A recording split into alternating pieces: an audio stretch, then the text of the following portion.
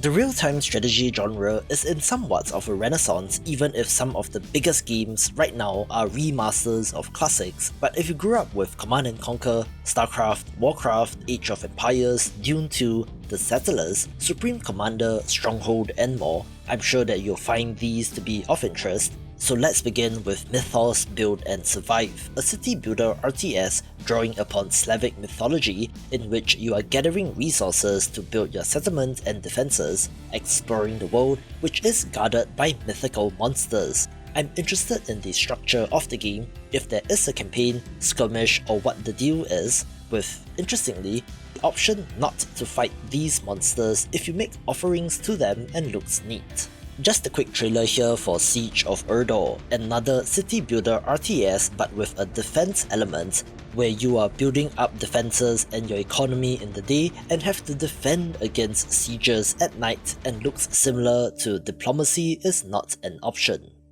This video is brought to you by IDUN Frontline Survival, a real-time strategy and defense title set on the titular planet named after the Norse goddess of youth. Your objective is to extract resources from this hostile planet before being overrun by the alien swarm, constructing defenses, and actively attacking enemies with your units in order to hold the line. Most interestingly, rather than stupidly walking in lanes like in most tower defense games, enemies here swarm you from all directions, so you need to consider the geography of the map and to set up choke points for maximum effectiveness of your defenses, which includes both turrets as well as hero units on the battlefield, and have to consider both land and air defenses. Adding to that is the fully destructible terrain, which will provide new opportunities and hazards, as well as a larger meta progression system as you research and unlock new additions to your arsenal, where I am most impressed by the sheer number of units on screen. There is a free prologue demo on Steam, so you can try it out, and if interested, wishlist the game or buy it since it releases on January 20th, 2025. Almost taste my mission complete celebratory sandwich. Okay, in theory, Tactical Warfare is supposed to release sometime in January 2025 as well, but yet we still don't have any news, and it is in the second half of the month already, so maybe expect some delay. But since it was pushed from November 2024 to 2025, I'm fairly certain that a release is on the horizon. This looks like a curious combination of StarCraft and Command & Conquer, since there are futuristic looking weapons like lasers and aircraft, but looks like a CNC game, where this game has two factions which are Terrans and the Asarleons, which are also humans but from a planet similar to Earth but located quite a distance away, but do seem to have differences in units, tactics and strategy available to them. It has an interesting blueprint building system, so players can easily preset a blueprint and the game will construct your base according to that, allowing you to focus on building up the army and the tactical portion of the combat instead. Also, you can draw specific paths and set objectives on the map to command your troops, while simplifying some other aspects like only having a single currency in money to be concerned about, having a good look, and should be of interest. A historical title of note is Magna Regna, set in, interestingly, the 8th century right up to the time of the end of the Knights, in which you take control of a humble hill fort and guide it through the ages to turn it into a prosperous empire. The core RTS elements are here in the gathering of resources, construction of buildings and defenses, and the training of troops to wage war and capture territory, but does have additional systems like tech trees for the economy, research for the units, as well as a politics system to decide your heir. There will be various campaign modes which draw upon history, but will have skirmish battles as well, where the objective is to capture the enemy castle. The game is divided into 3 ages, Dark Age, Golden Age and Late Medieval, where I'm guessing that you can research to advance an age similar to how Age of Empires handles it, but is more focused on Europe. This next title is supposed to be free, where I'm not sure about the monetization model, in which Space Gears comes to us from Korean developers, and you can of course see some StarCraft influence here. This is a self-styled next-generation RTS title set on Mars where you are commanding mechs to destroy your enemies, and interestingly appears to have done away with the base building parts of the genre, allowing you to prepare resources before battle so that when the game starts you can solely focus on commanding the troops. There have been various attempts over the years to streamline the RTS, with the MOBA of course coming out of that, so this could be interesting, but do note that it only has online PvP mode stated on its Steam store page. Games so at war! I covered the Touhou Empires last year, but it has been pushed into 2025, drawing inspiration from the unlikeliest of sources in the Touhou project. So you have shrine maidens and magical witches in a feudal Japan-inspired world, with magical spells and attacks being flung everywhere and looks like pure chaos. The core game itself looks to be Age of Empires inspired, but of course has that crazy inclusion of Touhou characters and even visual novel style dialogue and presentation in the campaign mode. There are things about this game which seem off, like the size of the characters and units relative to buildings, but it is exactly this kind of weirdness that makes indie games so fun, so why not? Another neat looking RTS coming to us from the unlikeliest of sources is Warpaws, since Slipgate Ironworks is listed on this game, best known for first person titles like Ghost Runner, so an RTS is quite the departure. This has a classic cats vs dogs theme, literally, where you can play as either side, using World War II era armaments to destroy your opponent. This is inspired by Z, which is not something you see every day, and also has stripped out the base building and resource management aspect. The key art for Barkhan includes a giant sandworm, so I believe the developers have made their intent very clear, and is drawing from Dune, which is significant since Dune 2 is often credited as being the first RTS title. This is set in a harsh sand planet where three great clans vie for supremacy, wanting to gather rare materials to power their army and to destroy their opponents. The clans of Power, Will and Trickery respectively each play very differently, specializing in bulky, heavily armored tanks, speedy vehicles for hit and run attacks, and stealth, plasma weapons and drones, and looks to have material differences between them. Interestingly, this trailer does show three-way combat, so it is not just limited to 1v1 scenarios, with the developers releasing a demo during June 2024's Steam Next Festival, and there are signs of life. Here's a cool looking game that definitely reminds me of Warcraft, but structurally, Darfall might be quite a different kind of experience. For one, this is an RPG city builder in which you are building your defenses by day and fighting off waves of enemies at night, but there will be a campaign mode and does kind of look like Warcraft 3 if you squint, since it even has a Dreadlord looking enemy in this trailer. They do also make it a point to talk about their scenario editor for the game, encouraging players to build and share entire campaigns, but the core RTS action looks neat, so this is of note. This next title pretty much looks like Command & Conquer, but with a slightly different theme, but one look at the right hand side user interface of Fractured Alliance and you can clearly see its inspiration. There are more sci-fi looking units like mechs, but you are building power plants, refineries and barracks, while also having a building named Thunderstorm Control, aka the weather control device in Red Alert 2, but does seem to be limited to land and air units only, so 0 points for creativity for this developer, but it looks decent, so here's wishing them all the best.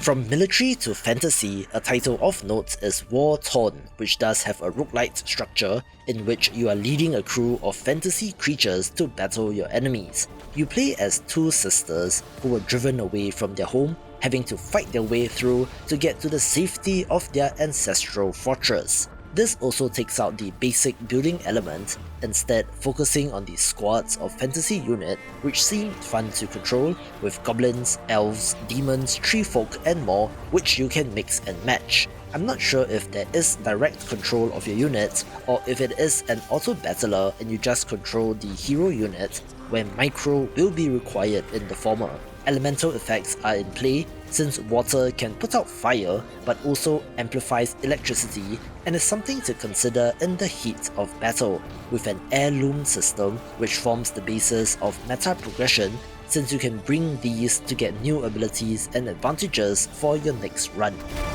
Another title which pretty much looks like Command & Conquer is Dying Breed, having a very similar visual style to those games, especially in how the infantry units are drawn, as well as the blue resources scattered on the ground, which I assume is the Tiberium or ore equivalent. This is a self-styled Golden Age RTS having base building and unit production, and also, critically, live action FMV cutscenes. I want you.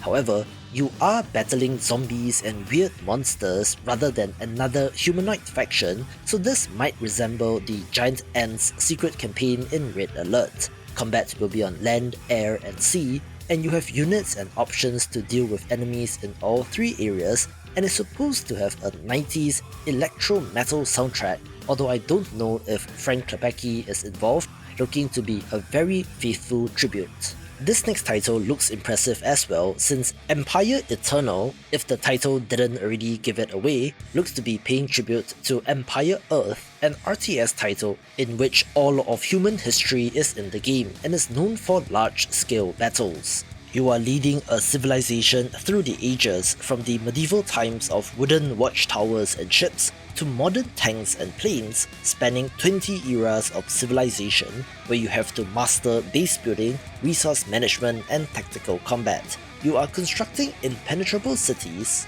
multiple, across the entire planet, battling your enemies in every arena while witnessing and driving the progression of humankind from crude stone tools to lethal weapons made of bronze and steel. There is supposed to be a massive single-player campaign, but also multiplayer support, and players will be able to mod the game as well, so the possibilities are truly endless. Here's a neat looking title that self-describes as a real-time tactics game where Grit and Valor 1949 does appear to have some sort of grid like a tactics title to show you where your turrets and mechs can attack, but the action plays out in real time, so I have it in this list. Set in an alternate history version of post-World War II Europe, the Axis powers have taken control and you play as the resistance and have to fight back. Your only hope is to deliver a powerful EMP into the heart of the enemy operations, strategically deploying your units and using cover to defeat your enemies. This is a roguelite, so you will get a choice of randomized upgrades along with a larger campaign map to choose which mission to take on depending on the rewards, but if you do fall in combat, you can regroup with permanent upgrades to unlock using the scrap and valor earned in combat, and simply looks excellent. The developer of the Scouring did reach out and led with the fact that they are big fans of Warcraft,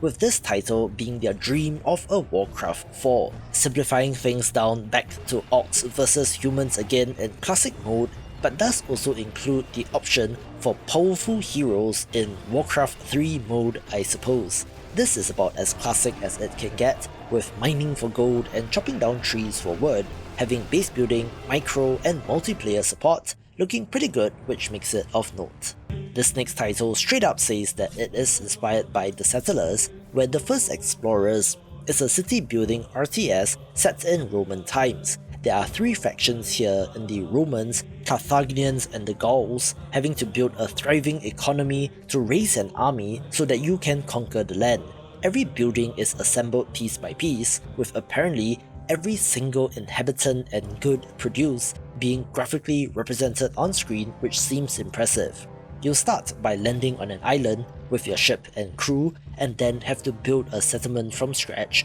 with the victory condition being to defeat all opponents on the map, which can be achieved through military victory, economic success, or by constructing special building projects, aka wonders in this game. Civilian buildings also cannot be attacked, which is interesting, so I don't know how that would work in an RTS, since your soldiers also get a massive combat power boost on their home territory. So some questions about this remain unanswered, but it does look like an ambitious, well-made modern one of these, so wishlist if interested.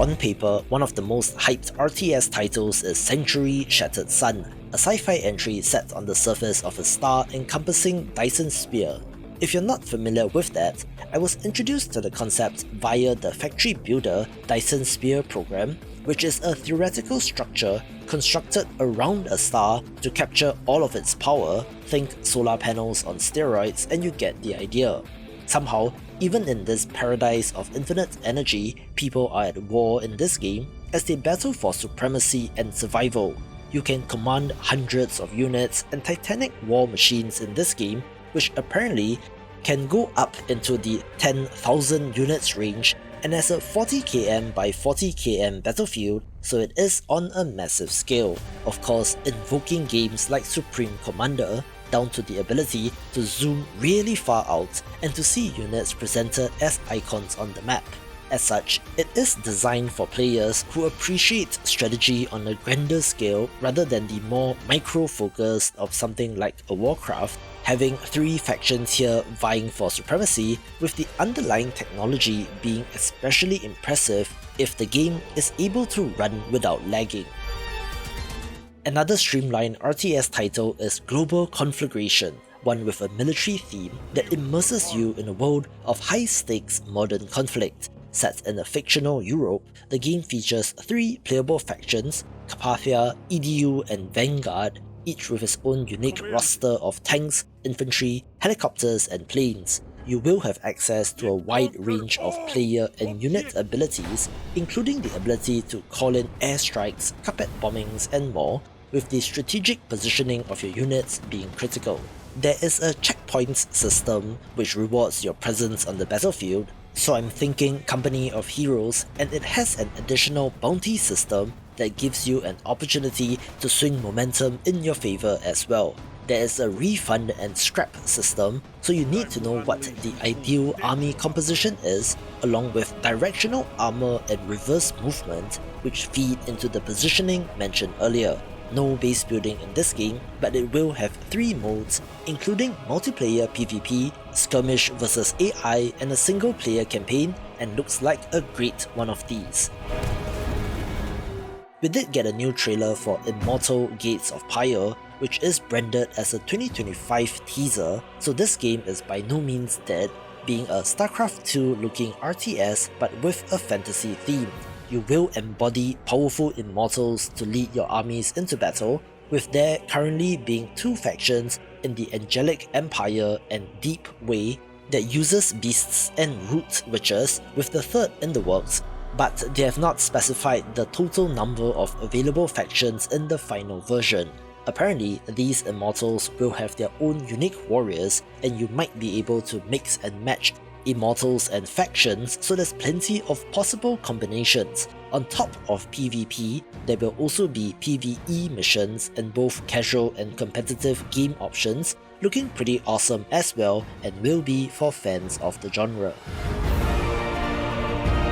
Hey! Do you like Command & Conquer? That seems to be a theme in this video, since we also have DOF Real-Time Strategic Conflict, which looks like a classically designed one of these, with perhaps some Red Alert 2 influence as well. Not much is revealed about the setting or plot, but this will have 3 factions vying for control in some sort of twisted, futuristic sci-fi setting. This is a full RTS involving base building, which allows you to rotate structures to optimize the layout of your base, resource gathering, where you're not only using harvesters to gather ore or oil rigs to pump oil, but can also pick up scrap left on the battlefield and need to create supply lines to get raw materials back to your main base for processing. There will be air, land and sea combat with cool looking zeppelins, giant armoured tanks and huge battle cruisers, also talking about artillery mech as well as trench networks for your infantry, as well as the ability for them to capture buildings including enemy factories, and has such a cool look.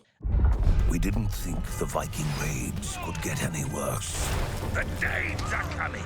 I'm of the opinion that adding dinosaurs to any video game makes it better, which is why Dino Lords is of note, a Stronghold-like title if I ever saw one, set in England in the year 1002, in which you have to defend yourself and fight off raiding Vikings as an English lord. For the most part, this looks like a regular RTS city builder in which you are gathering resources, building fortifications and training your troops, but then comes the dinosaur twist, which is not just limited to giant T-Rexes, but Ankylosaurus, Raptors and more, with your lord being a hero unit of some sort with special abilities. But the trailer does not show any friendly dinosaurs on your side, so it might just be the enemy, but how awesome is this concept?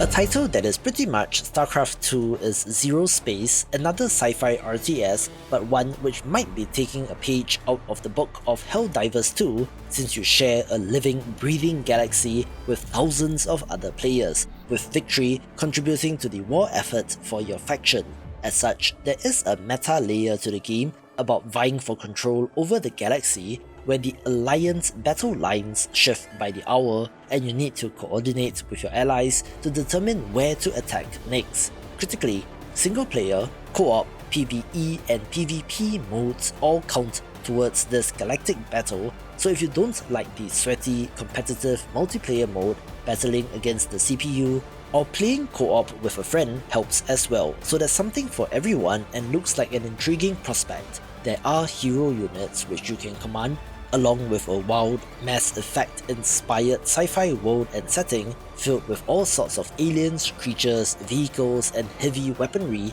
and has so much potential, so here's wishing them all the best. One of the sickest looking in-development titles is Dustfront RTS, a single-player only title taking place on a planet devastated by war, where humanity's enemies are many, from mutants to robots and even human rebels, where it is against this backdrop and from the ashes that you must rebuild a mighty empire.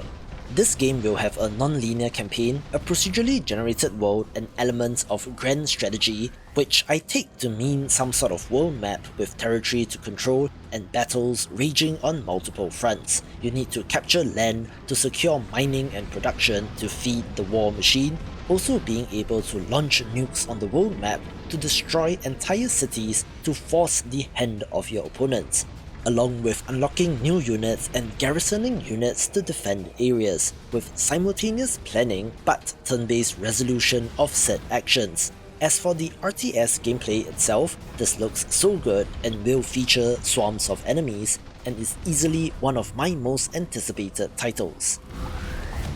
I'm not sure which trailer to use for Battle Aces, since their main trailer is cinematics only, so I have chosen the next one as compared to their early trailer, where this is also a streamlined RTS that I believe is targeting match lengths of 10 minutes or so. They have eliminated base building and also factions, where you are free to mix and match units which you lock in before the match begins, and speeds up the game even more by completely eliminating build times so units are instantaneously created. This team is helmed by David Kim, the multiplayer lead on StarCraft 2, so of course this game has that vibe, but looks to be very esports for better or worse, and I wouldn't be surprised if they push hard in that direction since the studio is under the Tencent banner.